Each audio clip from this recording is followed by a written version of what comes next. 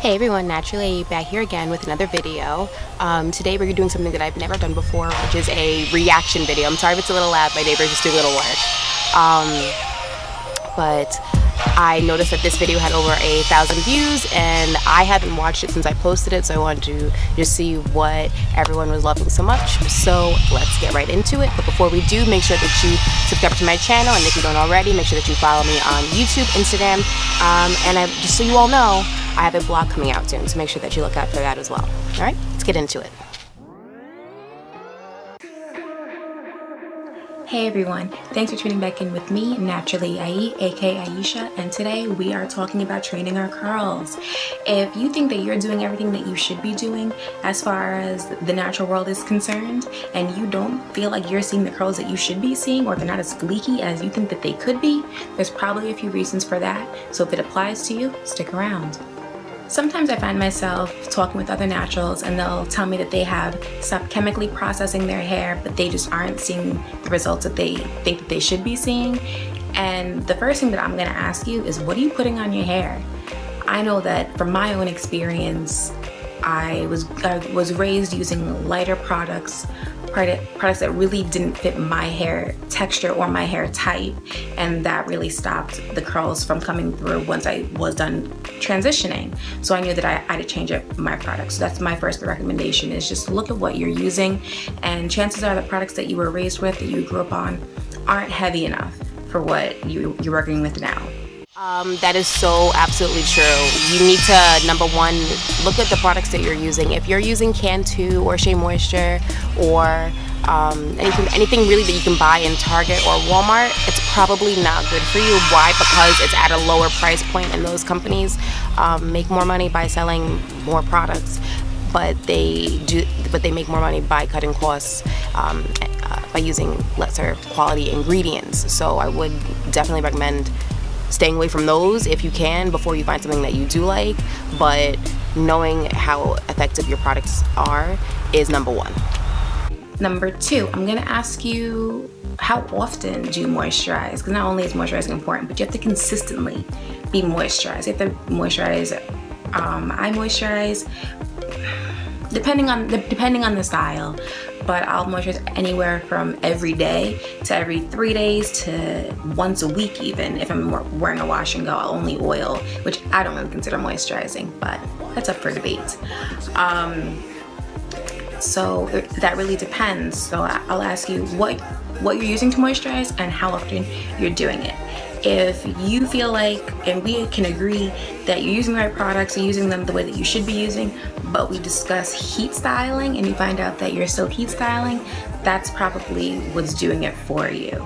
If you put a flat iron to your hair every 2 weeks, you're gonna have to train your curls to come back, because your hair is accustomed to being straight. If you're anything like me, if you've been relaxing since you were 5 years old, your hair is accustomed to being the way that it is right now. It's accustomed to being straight. It's not gonna know what to do to go curly. And in theory, the concept makes sense, because as you can see, I've got I just flat ironed my hair this afternoon, and it's not bone straight because my hair is used to being curly. My hair has been curly for the past 2.5+ years. It does not wanna go straight. So you can see that it's just not bone straight. I love it. I love it though, so don't get me wrong. But the same way that I would have to train my hair, I'd have to consistently put heat on my hair in order for it to go straight on the first press through with a flat iron. The same way that you'll have to experiment with twist outs, wash and goes, and bantu knots.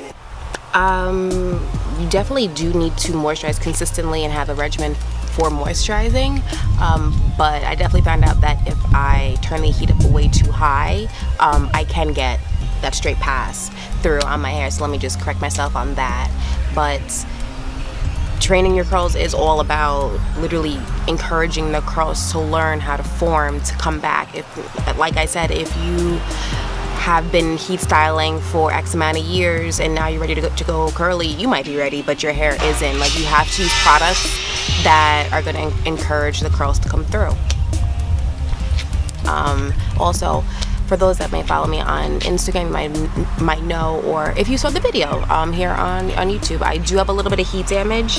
I'm kind of hiding it by always parting my hair to the side, so there's a little bit more volume over here, but it is somewhere here, and I am using heavier ingredients, heavier moisturizers to encourage those curls to come back before I'm ready to cut it off. As far as training your curls to come back when you do heat styles pretty frequently, is I would start by just, you know, go through your regular routine with any regimens. If you don't have a regimen, click the description box down below. I outline how I built my regimen, and you can kind of just model yours off of that.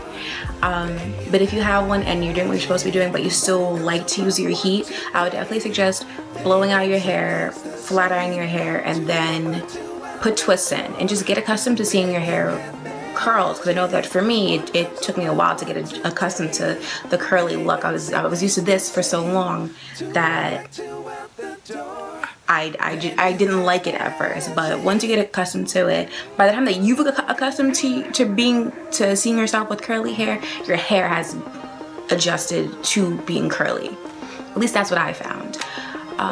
So I would definitely suggest twists and bantu knots to start, and also because it is March, it is actually, in my opinion, the perfect time to stop using heat. There's still a couple weeks left where you can. I would suggest, if you straighten every 2 weeks, I would go from today, from the minute you watch this, I would go only straighten once a month through like June, and then come summertime, no heat for the whole summer. See if you can do it. Challenge yourself. I'm telling you, it's really, number one, it's not that bad. And if you've already stopped chemically treating your hair, it's a really, really good time to practice wash and goes and what products work for you. So I would definitely, sorry, hair's like in my eye. I would definitely suggest that for anybody that's looking to train their curls to come back. So build a regimen, cut down on heat styling, and get accustomed to wearing curly hair from now. Meaning, use, if you, like I said in the video, if you are still heat styling in the summer, I don't know why you'd be doing that, but if that is your choice, try doing braid outs, try doing twists, and getting accustomed to seeing your hair a little bit shorter. I know that it is definitely a shock for most when they go from, you know, long hair to like a big chop, and your hair is all of a sudden it's not there, it's not on your shoulders, or it's not where you're accustomed to it being, and that's a little bit shocking at first, but get used to it now, because I'm telling you, in the long run, it'll be so worth it. So these were kind of just a few tips that I have for anybody that finds themselves wanting to go natural but not seeing the curls that they feel like they should be seeing.